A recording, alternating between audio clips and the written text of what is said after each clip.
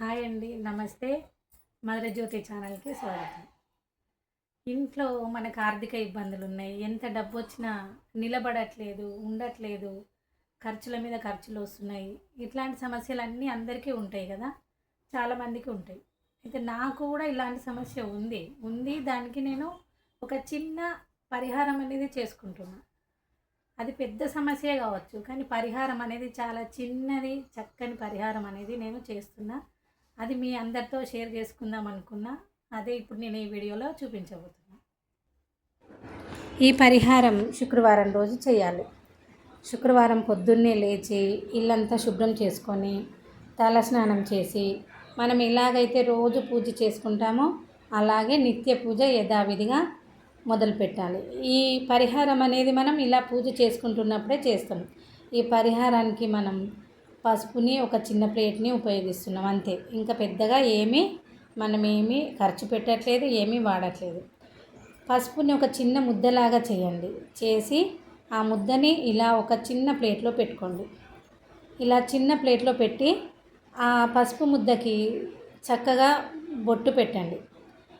ఇది గౌరమ్మ కాదండి, కేవలం పసుపు ముద్ద మాత్రమే. గౌరమ్మ అంటే మళ్ళీ మనం మొహాన్ని పెట్టుకుంటాం కదా, ఇది పసుపు ముద్ద. ఇలా తయారు చేసుకున్న ఈ పసుపు ముద్దని ఒక చిన్న ప్లేట్లో పెట్టుకొని దీన్ని మన ఇష్ట దైవం ముందు, లేదా వెంకటేశ్వర స్వామి, మహాలక్ష్మి, మహావిష్ణువు, ఇలా ఆ స్వామివారి ముందు, లేదంటే మీకు ఇష్ట దైవం ఎవరైతే ఉన్నారో వాళ్ళ ముందు పెట్టుకొని యథాశక్తి ఏదైనా సరే ప్రసాదం నివేదన చేయండి. నేనైతే ఒక బెల్లం ముక్క పెట్టాను. మీ ఇష్టం, మీకు తోచినట్టుగా మీకు ఎలా చేయాలని మీరు చేసుకుంటారో అలాగే చేయండి. అలా పూజ చేసిన తర్వాత ఆ భగవంతుణ్ణి, మీ ఇష్టదైవాన్ని చక్కగా వేడుకోండి. మీరు చేస్తున్న కష్టం నిలబడాలని, మీ ఇంట్లో ఆ ధనం స్థిరంగా ఉండాలని, ఆ మహాలక్ష్మి మిమ్మల్ని కనికరించాలని, మీ కష్టం మీకు ఉపయోగపడేలా ఉండాలి అని మీరు ఆ భగవంతుణ్ణి మనస్ఫూర్తిగా వేడుకొని యథాశక్తి పూజ ముగించుకొని ఆ తర్వాత ఇప్పుడు ఏదైతే మనం పసుపు ముద్ద ప్లేట్లో పెట్టి దేవుడి దగ్గర పెట్టామో దాన్ని పూజ అంతా అయిపోయాక ఆ పసుపు ముద్దని అలాగే ఆ ప్లేట్తో తీసుకొని వెళ్ళి మీరు ఎక్కడైతే మీ డబ్బు మీరు ఎక్కడైతే దాచుకుంటారో, మీరు మీ పైసలు కానీ బంగారం కానీ ఎక్కడైతే దాచుకుంటున్నారో అక్కడ పెట్టండి. మళ్ళీ ఎప్పటి వరకు? మళ్ళీ శుక్రవారం వరకు. మళ్ళీ శుక్రవారం రోజు మళ్ళీ కొత్తగా ఒక పసుపు ముద్ద చేయండి.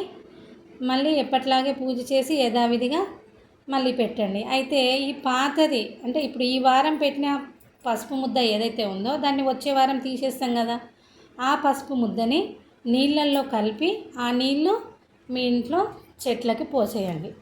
పోసి మళ్ళీ యథావిధిగా కొత్తగా మళ్ళీ ఇంకొక పసుపు ముద్ద తయారు చేసి ఇలాగే దేవుడి దగ్గర పెట్టుకొని పూజ చేసుకొని యథాశక్తి నైవేద్యాన్ని సమర్పించి మనస్ఫూర్తిగా దండం పెట్టుకొని తీసుకెళ్ళి మీరు ఎక్కడైతే మీ డబ్బు దాచుకుంటారో అక్కడ ఆ ప్లేస్లో పెట్టండి. ఇదేనండి పరిహారం.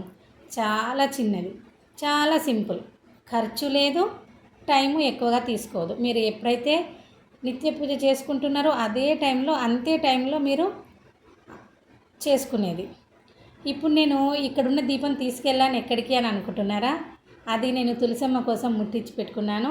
తీసుకెళ్ళి తులసి కోటలో నేను పెట్టుకున్నాను అన్నమాట. ఆ తులసమ్మను కూడా మనం రోజు పూజించుకోవాలి కదా. ఆ అమ్మవారి దయ ఉంటేనే మన ఇల్లు పిల్ల పాపలతో చల్లగా ఉంటుంది. ఎప్పుడైనా సరే తులసి మొక్క ప్రతి ఒక్కరి ఇంట్లో ఉండాల్సిందే. ఈ పరిహారాన్ని ఖచ్చితంగా చేసుకోండి. మీకు ఫలితం అనేది తప్పకుండా ఉంటుంది. ఎందుకంటే నేను ఆచరించాను, నాకు బాగా మంచిగా అనిపిస్తుంది, నాకు కలిసి వచ్చింది అని అనుకున్నాను కాబట్టే నేను మీకు చెప్తున్నాను. మీరు కూడా ఈ పరిహారాన్ని చేసి అన్ని శుభాలు పొందాలని ఆశిస్తున్నాను.